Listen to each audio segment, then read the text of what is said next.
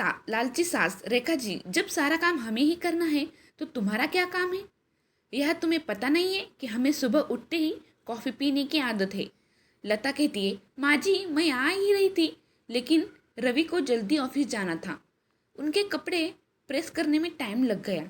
रेखा जी कहती है, बस हर बात में बहाना पहले ही तैयार रहता है।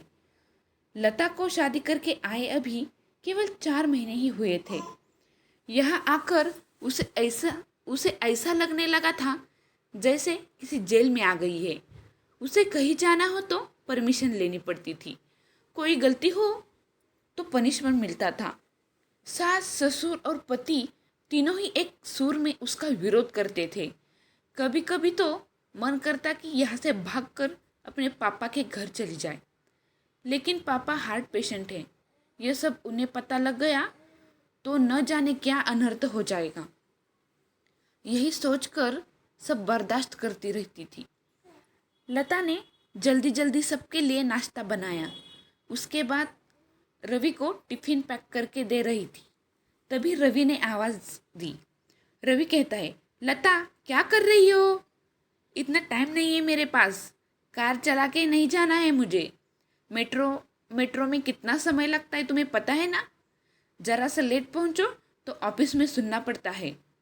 रवि की एक एक बात इस बात की ओर इशारा था कि उसके पिता ने कार नहीं दी थी, लेकिन वह अब सब सुन लेती है।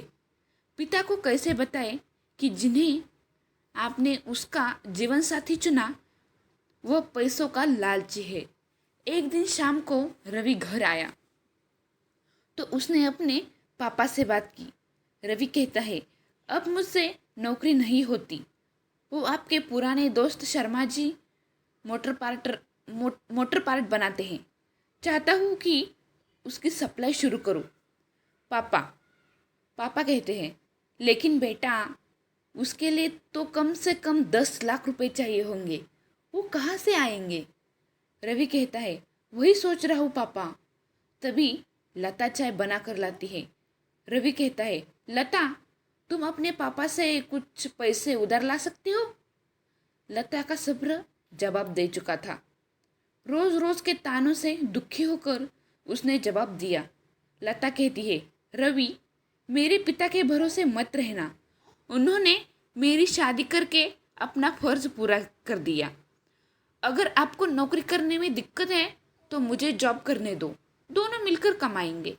यह सुनकर रवि का पारा चढ़ गया। रवि कहता है, क्या बकवास कर रही हो? ज़्यादा जुबान चलने लगी है।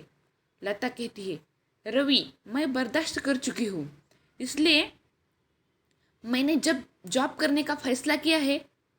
रवि रवि कहता है, नहीं हमारे घर में यह सब नहीं होता। तुम्हें जॉब करनी है तो अपने घर चली जाओ। लता कहती है, मुझे पता था आप यही कहेंगे। मैंने वकील से बात कर ली है, मैं जल्द ही तलाक ले लूँगी। यह सुनकर रवि और उसके पिता के हाथ पांव फूल गए। तभी रेखा जी वहाँ आई। रेखा जी कहती है, देख लिया बहू को सिर पर चढ़ाने का नतीजा, निकाल दे इसको घर से बाहर। लता कहती है, ठीक है मैं पुलिस को फ़ोन कर देती हूँ। आप मेरा सारा सामान और दहेज वापस कर दीजिए।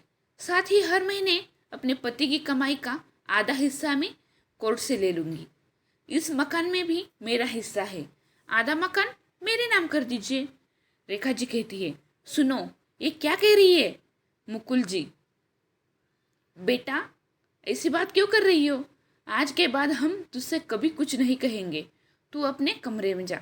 लता कहती है, नहीं पापा, बहुत बर्दाश्त कर चुकी मैं, अब मुझसे ये दिन भर के ताने बर्दाश्त नहीं होते। आप लोग इतने लालची होंगे ये मैंने कभी सपने में भी नहीं सोचा था। रेखा जी कहती है, इसके बाप को फ़ोन करके बुलाइए, इसके मुंह लगने से अच्छा है उनसे डायरेक्ट बात करते हैं। लता जी कहती है, माँ जी मेरे पिता हार्ट पेशेंट है, अगर इस बात को सुनकर उन्हें कुछ हो गया तो इसके जिम्मेदार आप लोग होंगे। रवि कहता है, ये तुम्हें क्या हो गया? आज से पहले तो तुमने कभी ऐसी बात नहीं की। लता कहती है, मैं आज तक आपके और मम्मी पापा जी के हर ताने को बर्दाश्त करती रही, 20 लाख रुपए मेरे पापा ने शादी में खर्च करे, फिर भी आपको कार चाहिए, बिजनेस करने के लिए पैसा चाहिए। लता ने उसी समय अपना सामान पैक किया और घर छोड़ दिया। जाने से पहले उसने अपने सास, ससुर और पति तीनों को कहा।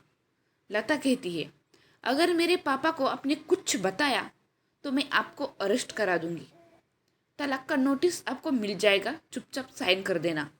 लता वहाँ से निकलकर अपनी एक सहेली के फ्लैट में पहुँच गई। एक दिन पहले उसी ने उसे हक के साथ अपना आत्मसम्मान बचाने के लिए समझाया था।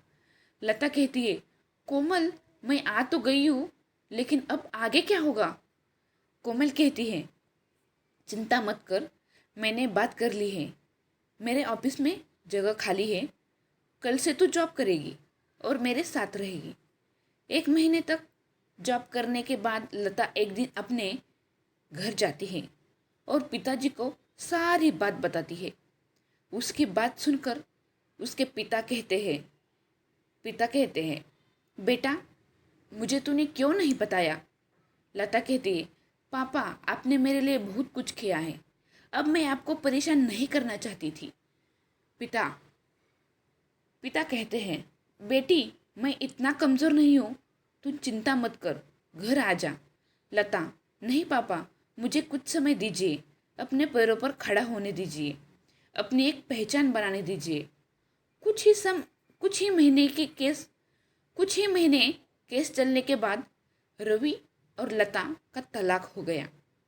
रवि को पूरा दहेज और 30 लाख रुपए देने पड़े।